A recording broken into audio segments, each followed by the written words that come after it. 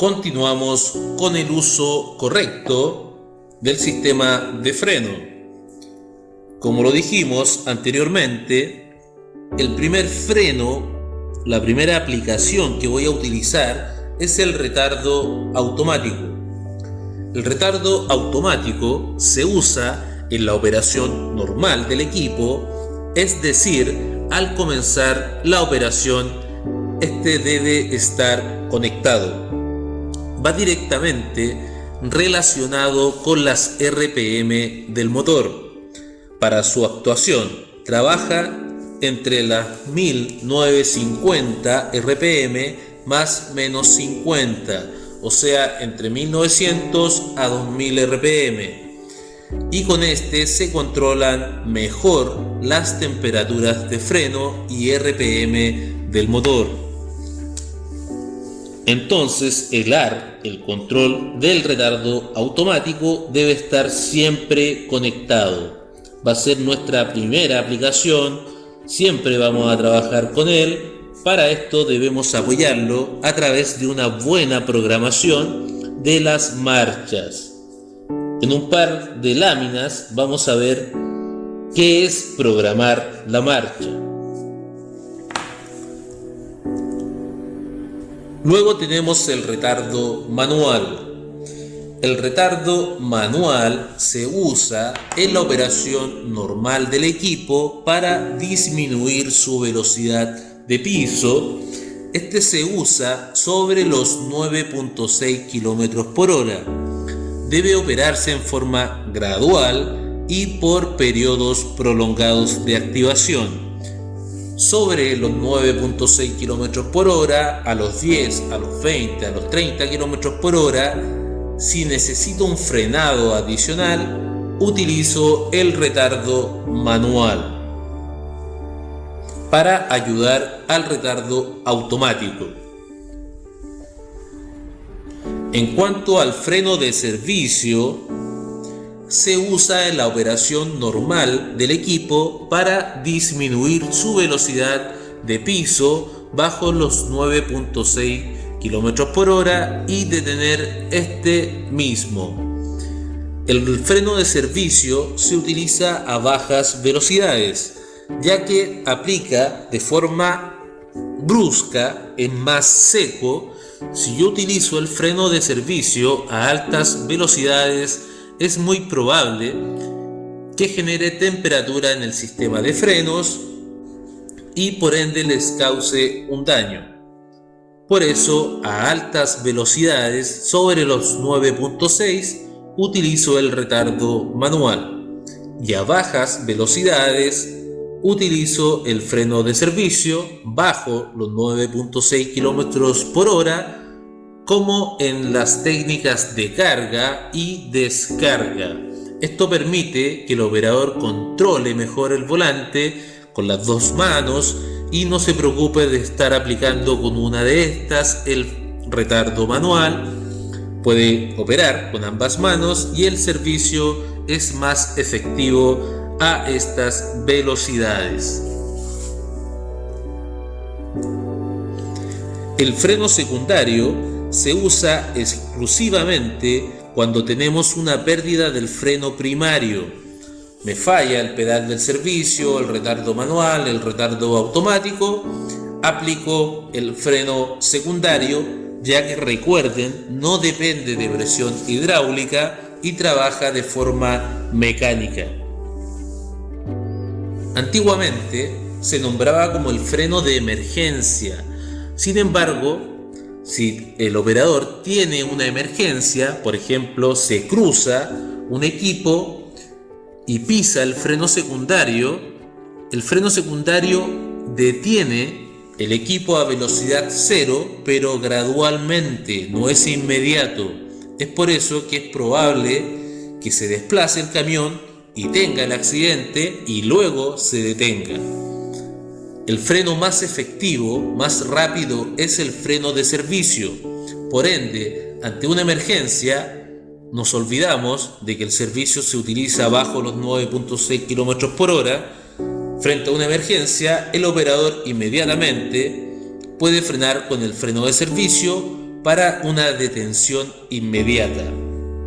Inclusive, siguiendo las directrices del manual de operación y mantenimiento de este equipo, el operador podría frenar con ambos pies, servicio y secundario, para apurar el frenado y asegurar que uno de los dos o los dos sistemas van a aplicar para detenerlo. En el caso de una emergencia, freno de servicio o freno de servicio y secundario al mismo tiempo, para asegurarnos de una respuesta rápida. ¿Cuándo se usa el freno secundario? Solamente cuando falla el primario. Ante una emergencia, servicio o servicio y secundario al mismo tiempo. En el freno de estacionamiento se debe aplicar solamente cuando el equipo esté totalmente detenido a 0 km por hora y la transmisión esté en neutral, para el caso del 797F, en parqueo, ya que al poner la P de parqueo, además de estar en neutro, aplicamos el freno de estacionamiento, ya que tenemos el freno de estacionamiento incluido en la selectora. Durante la clase hemos nombrado qué es una transmisión programada. Una transmisión programada es aquella que al seleccionar la marcha en la selectora indica la misma en la pantalla del BIMS o Advisor. ¿A qué se refiere? En la selectora yo puedo ir cambiando las marchas, sin embargo estas no cambian de forma directa, requiere de algunas condiciones. Por ejemplo, yo saco el equipo en primera y yo podría ir a directa y seleccionar la séptima de forma inmediata. Sin embargo, el equipo no va a pasar hasta séptima directamente. Yo debo acelerar a 2000 RPM para que pase segunda, para que pase tercera, cuarta, quinta, sexta y va a llegar hasta la marcha más alta que yo seleccioné, que sería en este caso la séptima. Cuando concuerde la que yo seleccioné con la que aparece en pantalla, quiere decir que programé la marcha. Para disminuir, ya voy en séptima y quiero bajar a primera, llevo la selectora a primera y debo dejar que caigan las RPM. Cuando las RPM bajen a 1450, bajo los 1450 van a empezar a caer las marchas. Sexta, quinta, cuarta, tercera, segunda y va a llegar a la que yo seleccioné, que sería la primera.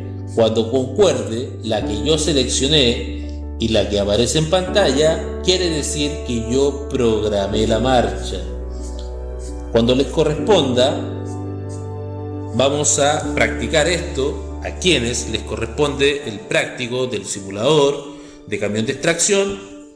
Veremos estas técnicas para aprender haciendo, ya que teóricamente es probable que no se logre entender en profundidad, pero al realizarlo aprendemos de la forma que nombramos como aprender haciendo, para que les quede más claro qué es una transmisión programada. ¿De qué depende una buena programación? Existen algunos parámetros como el estado del camino o pendiente, la extensión de la pendiente, la temperatura de los frenos, las RPM del motor y la carga del camión, además del clima o las condiciones. Todos estos datos debo tener para realizar una buena programación. Recuerden que programar es que la marcha que yo seleccioné en la selectora sea la misma que está en pantalla. y la elección de dicha marcha va a depender de todos estos factores: estado del camino o pendiente, la extensión de la pendiente, la temperatura de los frenos, las RPM del motor, la carga del camión y las condiciones o el clima. ¿Por qué debo programar en pendientes negativas?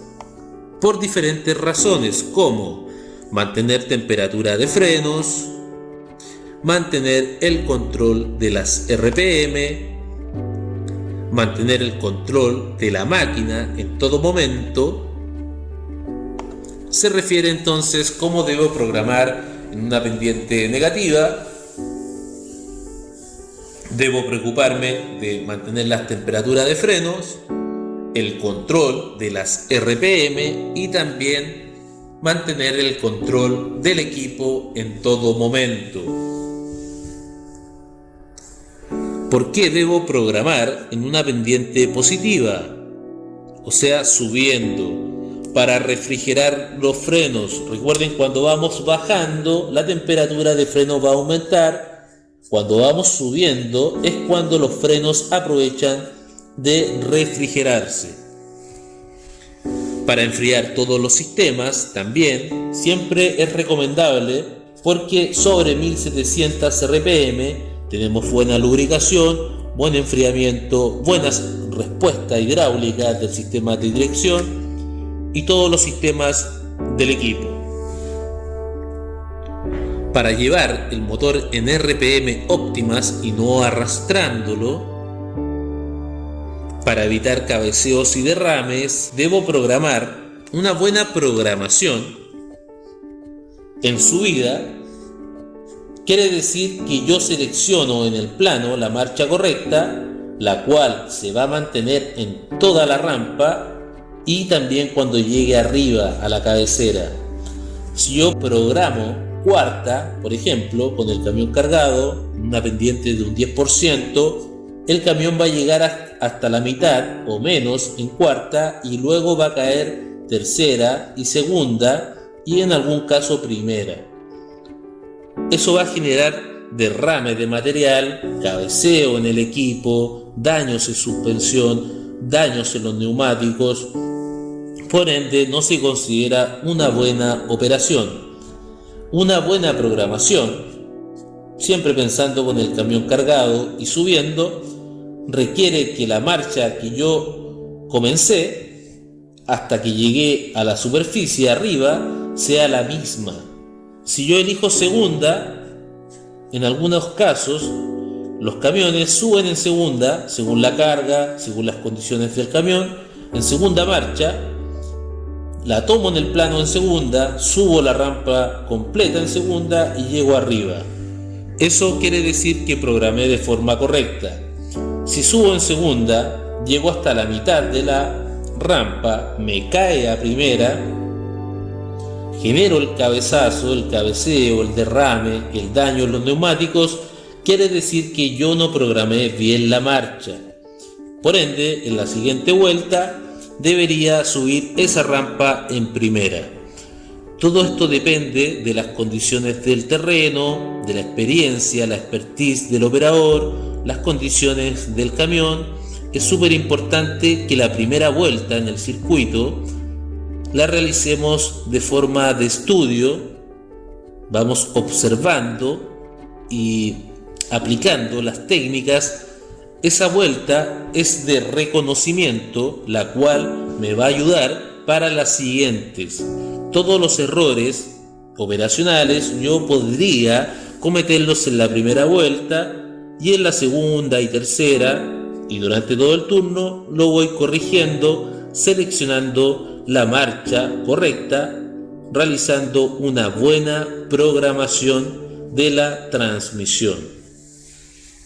En bajada, eso es en subida, recuerden, en bajada, cargado, también debo utilizar una buena programación, ya que si bajo a una velocidad muy alta, el equipo puede tender a sobre revolucionarse, causando daños en el motor, soltando las marchas más altas para proteger el motor y aumentando la velocidad. Podemos llegar a un descontrol del equipo. Además, si bajo una marcha demasiado alta, recuerden, pensando siempre cargado, es probable que aumente demasiado la temperatura de los frenos. Por ende, bajando cargado, el operador debe considerar la pendiente, la extensión de la pendiente, la cantidad de carga para seleccionar la marcha correcta, siempre verificando sus manómetros de RPM, de temperatura de frenos y todo lo que compone el equipo. Recuerden que si yo programo correctamente la marcha programada, por ejemplo, elijo segunda, en el VIMS, en la pantalla, me aparece segunda, quiere decir que estoy programado en segunda. Al estar programado es cuando funciona el retardo automático y va a controlar la velocidad del equipo a través de las RPM. Si no programo, el ARC no va a funcionar. Es súper importante una buena programación, ya sea para bajar cargado o subir cargado.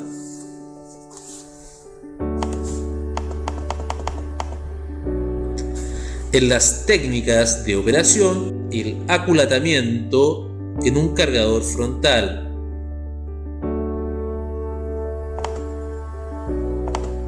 Siempre debemos esperar la postura del balde de frente cuando el cargador posicione el balde cargado. Avanzamos, hacemos el pre-aculatado y realizamos el retroceso. Tengan en cuenta que el cargador frontal nos va a indicar dónde debemos aculatarnos. Con su balde cargado nos indica el punto de aculatamiento. En las palas hidráulicas podemos cargar por ambos lados o un solo lado, depende del procedimiento. En algunas faenas, solo algunos operadores están autorizados para cargar por ambos lados, ya que por la derecha, en el caso de la pala hidráulica, es un punto ciego en el cual es más difícil para el operador generar el aculatamiento. Por ende, requiere de una utilización aparte. Requiere que el instructor realice una vuelta, una capacitación, una retroalimentación y luego se autoriza. Recuerden que esto va a depender del procedimiento interno. En la pala hidráulica, la referencia son los conos. El operador, a través de su espejo izquierdo, va a observar los conos que están colgando del brazo de la pala hidráulica, los cuales debemos alinear con el lateral de la tolva. De esta forma generamos un correcto aculatamiento en la pala hidráulica. Cuando carga por el lado derecho es diferente, ya que el operador debe aculatarse a través de su espejo derecho, el cual es panorámico, está alejado del operador, y esto hace que el operador no tenga una buena visual y genera que esta técnica sea más difícil. Es por eso que, como les comenté, que en algunas faenas solo algunos operadores están autorizados para aculatarse por la derecha, como en otras todos los operadores están autorizados. En el caso de la pala eléctrica, la referencia es la cremallera o una cajita que va en el mango. El operador del camión de extracción, en este caso, siempre vamos a elegir el lado mirando la pala. Ustedes observen la pala.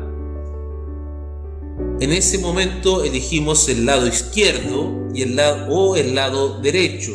Recuerden que el procedimiento está hecho de esta forma. Por ende, el lugar donde está aculatado el camión que estamos viendo en esta imagen es el lado izquierdo para el procedimiento, y para ustedes como operadores este es el lado izquierdo. El lado se toma en cuenta mirando frontalmente la pala con el camión de extracción. En el lado izquierdo la referencia la tenemos en esta flecha, el cual indica la cremallera o la caja del mango según la marca de la pala. Esta parte la debemos alinear con el lateral de la tolva a través de nuestro espejo izquierdo. Tenemos el punto de referencia entonces, que sería la cremallera o caja en el mango. En el lado derecho la referencia son los dientes. Los dientes del balde debemos alinearlos en el lateral de la tolva a través de nuestro espejo izquierdo.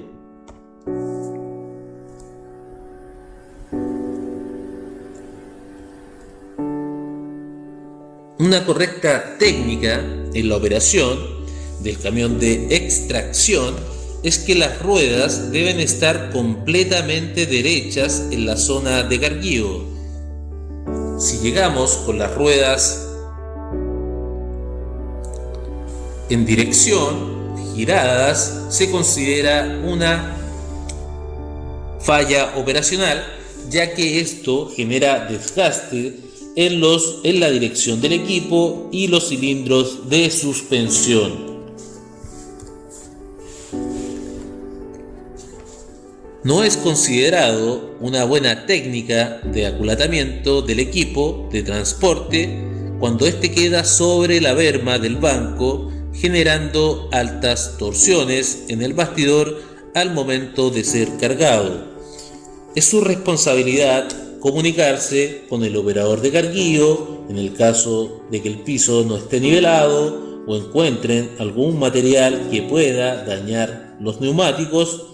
Deben avisar al operador de carguío para el posterior llamado al equipo de apoyo y genere la nivelación y la limpieza del sector de aculatamiento. Una carga mal centrada genera daños a los neumáticos, al bastidor, suspensiones, bando final, producto muchas veces de un mal aculatamiento. A veces se cuestiona al operador de carguío por generar el carguío de forma incorrecta o cargado hacia uno de los lados, como vemos en la imagen. Sin embargo, muchas veces esto ocurre porque el operador del camión de extracción quedó mal aculatado. Es responsabilidad del operador de carguío sacar al operador del camión de extracción para que vuelva a aculatarse de forma correcta y lograr el carguío. Sin embargo, por los tiempos en la mina, a veces cometemos el error de cargar un camión que quedó mal aculatado, en el cual va a quedar mal cargado, y es posible que la jefatura, el instructor, las personas que supervisan la mina se den cuenta que el camión quedó mal cargado, provocando el cuestionamiento al operador de carguío. Sin embargo, esto fue producto del mal aculatamiento. Por lo mismo, es en conjunto, la técnica de carguío es un conjunto del operador del camión de extracción al operador de carguío. Ambos deben colaborar para generar que esta técnica se pueda generar de forma eficiente. Otra técnica de operación muy importante es la distancia con respecto a la berma en el transporte del material. Muchas veces el operador del camión de extracción pasa muy cercano al pretil al material, generando daños en los neumáticos en su banda lateral exterior. Es importante que mantengamos una distancia prudente, considerando también el ancho de la mina. Hay minas que son más pequeñas, los caminos son más estrechos y esto también se hace difícil. Sin embargo, cuando esté la posibilidad, debemos generar la separación para cuidar los neumáticos. Otra técnica muy importante en la operación del camión de extracción es la distancia con el equipo que lo antecede. Esta distancia mínima es de 50 metros. Esto es general. Prácticamente en todas las mineras que ustedes vayan van a trabajar con este rango de 50 metros.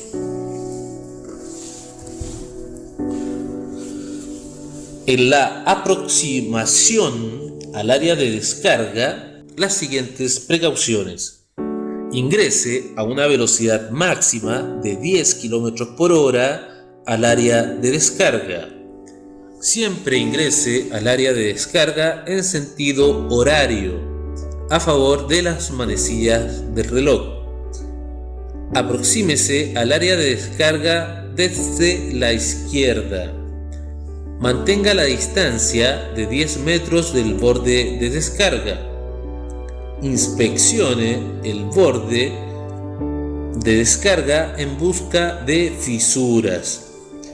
Aculatado para la descarga, mantenga una distancia de 10 metros mínimo respecto a otro camión de extracción. Estas son reglas generales. Recuerden que puede variar según el procedimiento interno de cada minera. Al entrar al botadero a descargar, siempre debe mantener contacto visual y o radial con el equipo de apoyo o servicio. Debe mantenerse a la izquierda de este. Siempre debemos tener la visual del equipo de apoyo en la izquierda. Nunca debemos poner el equipo de apoyo a la derecha, ya que recuerden que la derecha es un punto de menor visión, es un punto ciego en el cual no tenemos buena visual en la operación del camión de extracción.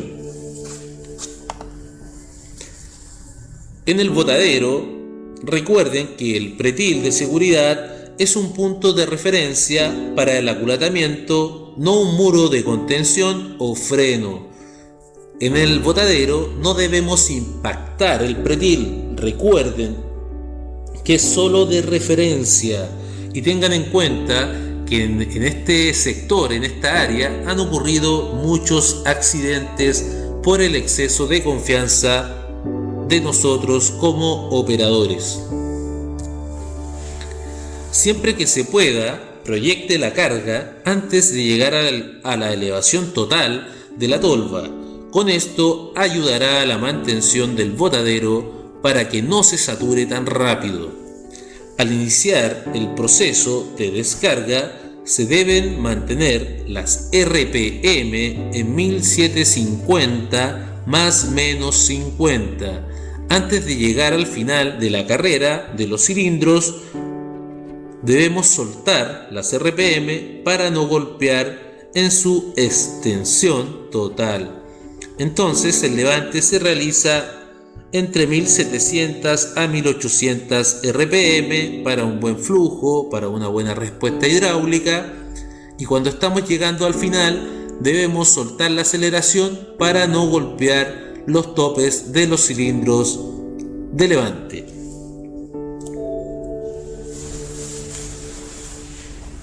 Finalizando, baje completamente la tolva del camión antes de desplazarse. Mantenga el control de levante en la posición libre durante el desplazamiento. Siempre que nos desplacemos con el camión de extracción, debemos hacerlo en la posición libre o flotante. Estas fueron las técnicas de operación del camión de extracción 797F de Caterpillar.